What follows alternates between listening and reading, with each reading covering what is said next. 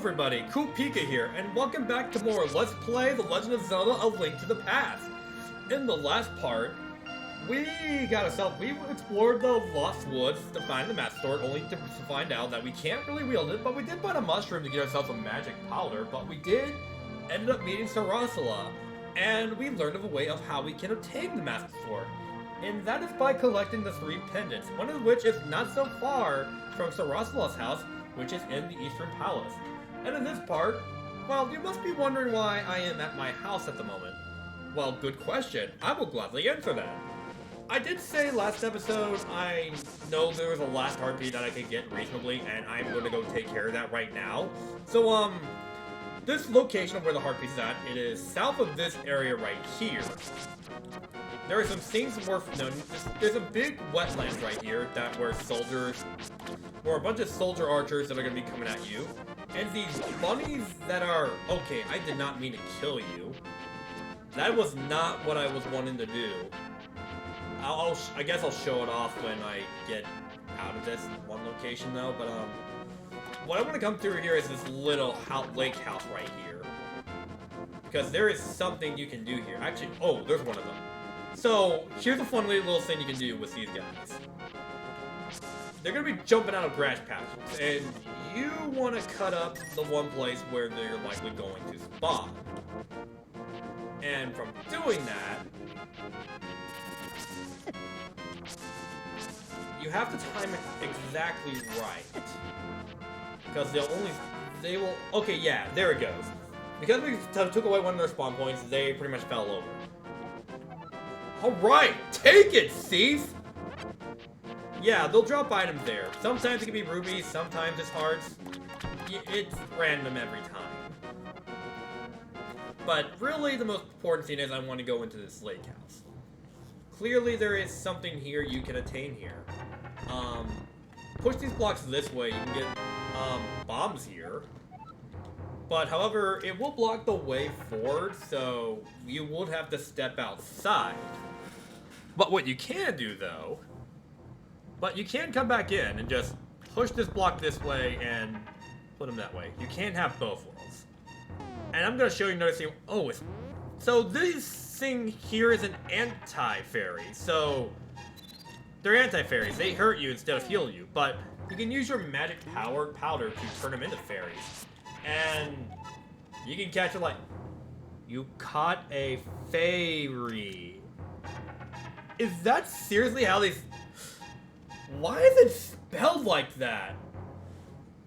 Why is fairy spelled like that?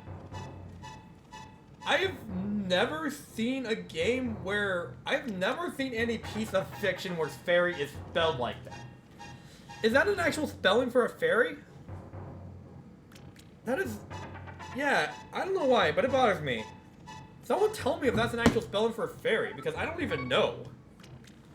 So, you want to pull on the right level right here, not the left. And from doing that, you pretty much open the dam to the water, and got a huge waterworks flowing in this little house. And once you come outside, you will see that it drained the lake. And this gets you a piece of heart from doing so. And with that, we now have ourselves 5 hearts. I usually go out of the way to get any piece of hearts I can obtain reasonably, just so I can have 5 heart containers, because you can do it very reasonably. But in the meantime, there's this fish flopping about, so, there is something you can do with a fish. Because we stole its home, we can give it a new home. Throw it into this lake, for instance, and... Did I do it wrong? I must have done it wrong.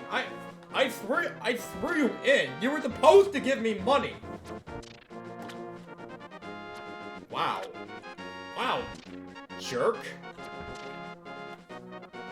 Okay, yeah. What was supposed to happen there was, if you give the fish some water to thrive in, he will give you money for it.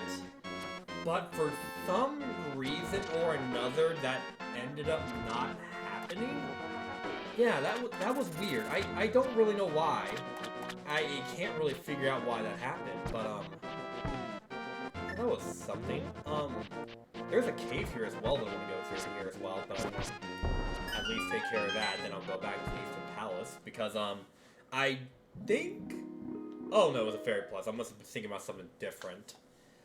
But, yeah, that's all I really want to get in this area.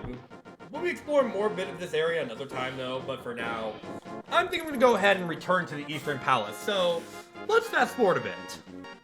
Alright, time for the main course of the show here. This is all what everyone's been waiting for. I'm not delaying any further. Here we are at the Eastern Palace. Already we got a few golden figuritas right off the bat, but I'm just gonna ignore you. Look at him, you don't have even legs to climb up the stairs. They're too thin for you. You can't even climb it up. Sucks to be you, huh? Yeah, I'm just gonna be, you can't touch me. Okay, yeah, okay, he's not gonna do anything, I'm just gonna let him jump there in anger and frustration, but anyway, welcome to the first real dungeon of the game, the Eastern Palace. Already, the music that goes with it too, it really feels like we're really beginning our quest. I will gush about the music and nostalgia whatever I want, but oh man, just coming in here, just hearing this theme again, it just brings out nostalgia every time for me, and I never get tired of it. I don't think there's a lot of... It's a really good dungeon song though, let's be real, like here. I know it's maybe not as iconic as the original Zelda dungeon theme, but this one's a dead second, or something I like much, or one I find much more iconic than the original Zelda dungeon theme. It's just so memorable for me, just entering a dungeon and already you can just tell you're diving head first into danger. I never get tired of it. And honestly, it's even had a bit of its fair share of remixes in the past too, like, I mean, like, it got a reiteration and a remaster in a way in the, well, both the Link Between Worlds and Four Swords Adventures, which its layout is loosely based off of Link to the Past. I mean, I would go further and say that Four Swords Adventure is something I would consider like a remake of A Link to the Past, if I'm being honest, which isn't really a bad thing, because, like, A Link to the Past is that much of an iconic game, and it's influenced a lot of 2D Zeldas, if I'm being real here, so... A Link to the Past is like what molded Zelda what it is to be. Or at least somewhat, anyway. Ocarina of Time, it's like, A Link to the Past is what paved way from, like, inspiration for, like, other 2D Zeldas going forward, while Ocarina of Time was the one that paved way for 3D Zelda games going forward. And look, and pretty much now, though, it's like, we've kind of just evolved to that point, though, where it's like, we're now, like, getting, like, it's so weird at this point, though, thinking about, though, we're kind of at this point where we're kind of at this point where, like, Zelda games are, like, really open world now, and that's, like, a huge center of it. It's still weird to believe how far we've come from it. I mean, hey, I'm a big fan of Tears of the Kingdom and Breath of the Wild. Like, they're really good games, but I'll admit though, there's room for improvement. I will say that. I do, as much as I like the 2D and 3D Zelda games, like, what everything in Ocarina of Time presented, I do like them too for different reasons. Like, some people don't like the whole open world aesthetic, and want something more ground online, like traditional Zelda, to say the least.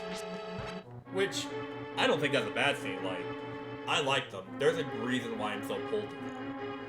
Although at the same time, there's some Zelda games where it does have this complaint where I feel like the games are too linear, like... I feel like that was what it was for me with Skyward Sword, like, I really love the game, but my problem with Skyward Sword is that, it can get pretty too linear, if I'm being... It can get there's been times where it felt like too linear, and I felt like, man, I just wish there was, like, more exploration of this world, because, like, I was just so invested in it, in the world before Hyrule. it was just really that great for me.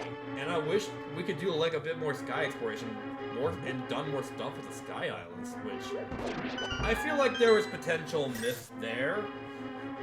But the storytelling was like phenomenal in that game. Like Twilight, again, like Twilight Princess and Ocarina of Time, I felt like those had those perfect good middle grounds for me. But still, like, it's not full-on exploration though, but like, it was getting an idea of what it wanted to be. And I get what they're going for. Like, if my personal take, those, like, I know in an interview, E.G. Unuma, he said, like, he has been wanting to, like, that open world games are, like, the way they want to go for, like, Zelda going forward, but, Jordan, it is I, Thorasula. I can talk to you telepathically when you touch these tiles. Here is a hint. You can use the treasure hidden in this palace to defeat armored foes. That's gonna be important for later. But, E.G. Numa said. He says that, like, Zelda titles should just be open world going forward, which I don't think it's a bad thing. I like the idea of experimenting more with the open world stuff, because, like, I feel that they did well. I feel like they did well with that, but I feel like they can experiment more. I know there's people like talking about the traditional Zelda stuff, but traditional Zelda line, which is like storytelling and such, which there is nothing to say that we can't have both elements. Because I think if anything, like, I'd like there to be like at least a middle ground for it, like the big mix of there's like this good mix of like this open world exploration that everybody loved about Breath of the Wild, and another mix of that traditional storytelling within it that people really love and draw about it too, and the dungeons that they really love. Because like with an open world game with Tears of the Kingdom and Breath of the Wild, I feel like that was like their weakest points when going through these explorations. That was like one of their weakest points going in, but it wasn't really bad. It's not to say the story was like really bad, but not as great as compelling as the previous titles were, which says a bit. But I think if we can just like, but if anything, I think if we can find like that middle ground between like exploration and that traditional sense of dungeons and storytelling, I think people will just really love it. Because I've seen how Monolith done it with like Xenoblade Chronicles, and like I feel like they're pretty good at doing that mixture of storytelling and that mix of storytelling and dungeon exploration. They've done a pretty good job of that, if I'm being honest. Like, I'll admit it, I have some bias though. Like I am a big Xenoblade fan, and I will tell you straightforward that I cannot say much. I don't think I can say any more than Charles Conroy has about how great the story is and how much great the overworlds are. Like, I can gush for hours on end about Xenoblade and why it is like my favorite JRPG. And I can also say something about Zelda too. Like, I love gushing about Zelda. It is the series that I hold close dear to my heart, and oh yeah, like there's lots of stories I can tell with Zelda that from my own experience and just trivia about the game that I just know about. Zelda lore is definitely something I know about, even if it can be weird at times, and where there's just some things that just make no sense.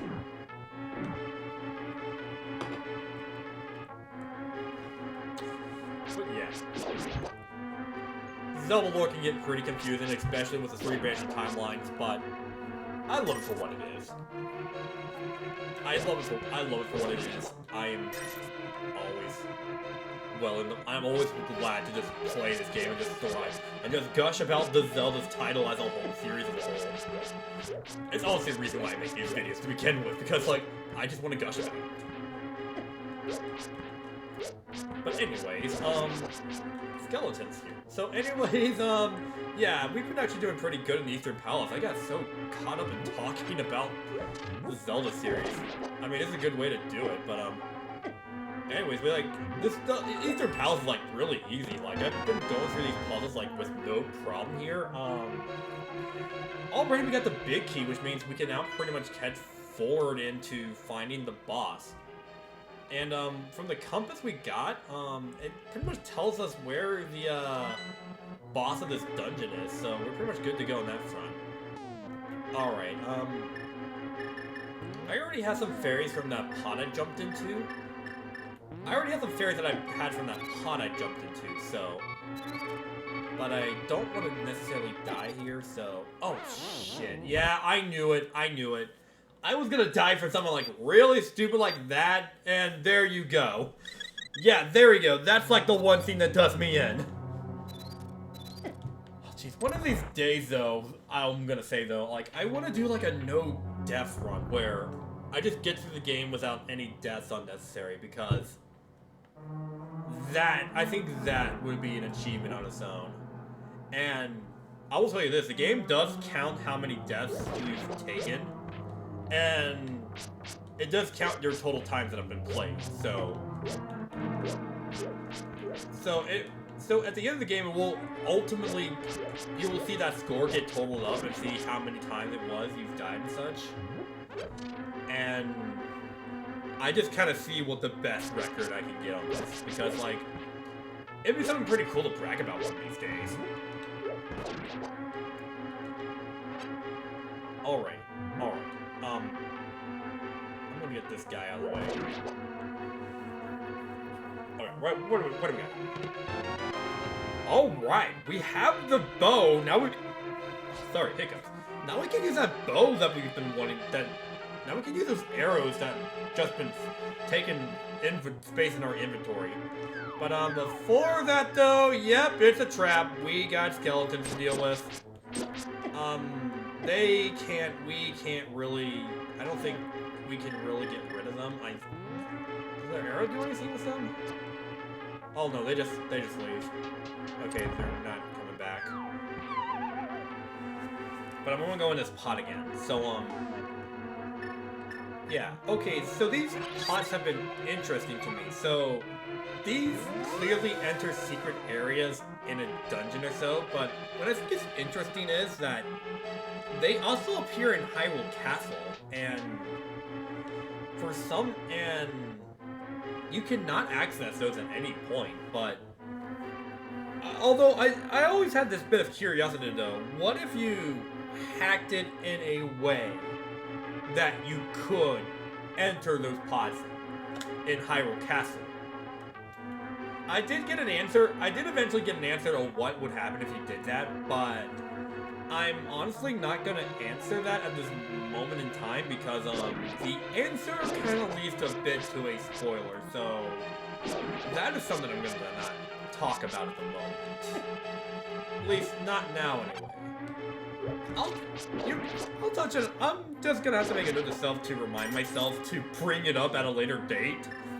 Like, I'm probably just gonna put some text on the screen just to say, like, remind me later date. Hey, CoolPika, please remember to talk about the certain thing.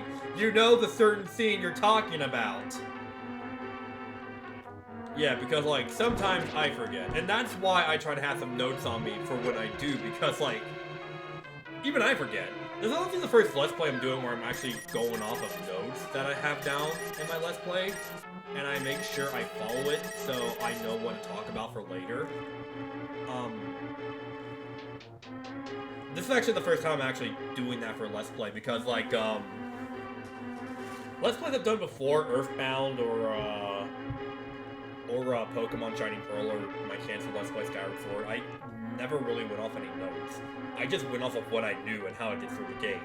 That's pretty much all I did. But this time, though, I'm, like, trying to actually put in some notes and get some more informative styles, like, I always try to go for the more informative style like Shard Conway does. Because, like, he's one of the big guys that does, like, the informative Let's Play styles, and it's something I really like.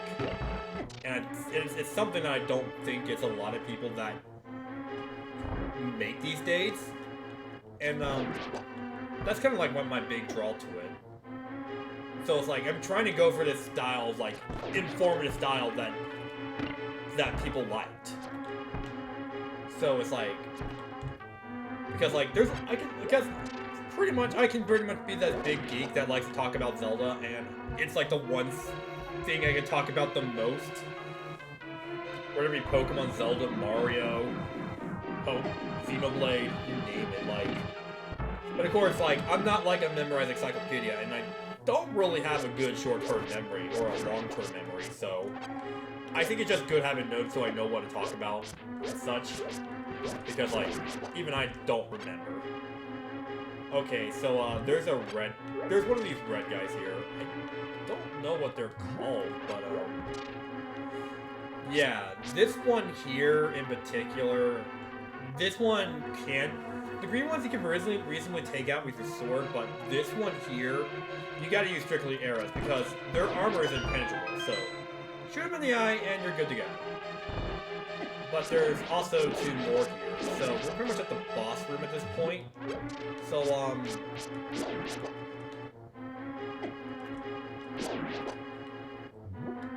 we're pretty much at the boss room at this point, so we have one more obstacle that stands in our way, so we got some pots that can heal us up, arrows we can grab, but aside from that, we got these guys here that we want to get rid of. Oh, jeez, I missed. Hey, buddy, hey, buddy, your shoes untied. Haha. Oh, jeez, that guy got me. Hey, look down. Your pants is down. Ah! Your underwear is down. Jeez, I'm not. Jeez, come on. I'm aiming the arrow at your eye. Shoot your freaking eye. I'm gonna shoot that freaking eyeball out of your socket. Okay. He's done. 2 tries. That was a little embarrassing, but, we did it though. Actually, I want to look up the name of this boss real quick because, this is something I don't know off the top of my head. What's the name for the Eastern Palace boss? I want to look it up here, Chris, because, the boss's names are actually just the one thing that eludes me. To be perfectly honest. So, I kind of want to see what the boss name is. Okay, I know what it is now. Okay, I just wanted to see what it was because I didn't remember exactly. But, yes, here we are, our first boss of the game. The Armored Knights. Well, they're actually pretty easy to take care of. What they pretty much do is just jump around you and try to surround you as much as possible. They are actually not that... I say that, but I get myself killed anyway. Yeah, that sounds like me. That sounds like something I would do in a Let's Play. That is typically me in a nutshell. Effing up. The easiest way to take them out is, wait for them to, like, try and not be in their circle and just let them dance around. And just let them get in the back of that corner, then shoot your arrows. This is the way that I found that it'd be, like, really easy getting rid of them. Because you can get them really easy, but after that, like, they won't be able to surround you. It will actually be pretty hard for them to surround you, so it actually gets pretty easier at that point. So you just continue shooting your arrows at them, and from there, we got the last one that gets really pissed off and starts bouncing around. So that is like where you start using your arrows. So they can't really surround you anymore, and there you go. It's pretty easy. And with that, you get a heart container for that run, and we finally got...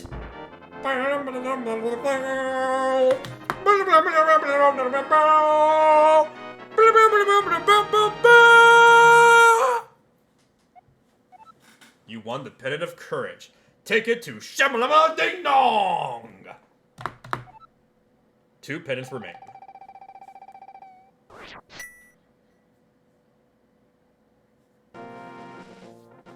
Okay, that was that. Eastern Palace clear. Pretty easy one too. Yeah, it was a pretty easy boss and a great way to get into the start of it. Pretty fun. But anyways, that just gets you into it. So with that, why don't we go ahead and claim our reward to Sarasala and end off here? Okay, because we've got to show the victory of spoils to Sarasala and Shamalamatingong. Oh! Got the Pen of Courage.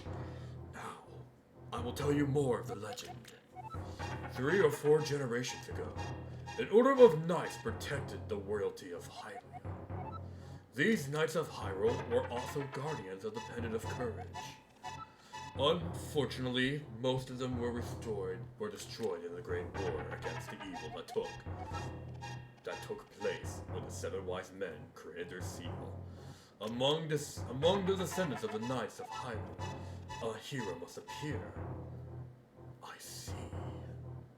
Jordan, I believe you should get the remaining pendants and carry this with you. This is a treasure passed down by the families of the wise men. I want you to have it. Yay! I've always wanted a new pair of shoes. My uncle barely gives me any clothes that is. You see this tunic? This is the only piece of clothing I have. He isn't buying me anything else, and now he's dead. I can't get anything else, so you know, I'll take what I can get. A helpful item is hidden in the cave on the east side of Lake Hylia. Get it. Okay, so we now have our next hint to go to Lake Hylia next. So with that being said, we are at a pretty good stopping point. But before that though, little thing we can show off here. So this little crevice here, we could have easily like destroyed it with a bomb or so, but there's actually, I say this alone because there's actually an alternative way of taking down this wall. At least one's like this, of this shape. You can just rum into it, and it will break. I will say that is something you can also do with the one, with the 2 brothers that sealed that wall. You could have done that with a dash attack too, but I see that this way can also be done too. So yeah, that is like our, but yeah, that is their first palace down and already 1 pendant on our hand. I say this is a very, very good start to a pretty good Let's Play. Pretty good start, yeah. But with that being said, this is going to be it for me for the time being. Thank you all for watching. Be sure to like and subscribe for more. And until then, next time on Let's Play The Legend of Zelda: A Link to the Past, we're going to try and figure out how to locate the next pendant. I will see you all next time. CoolPika out.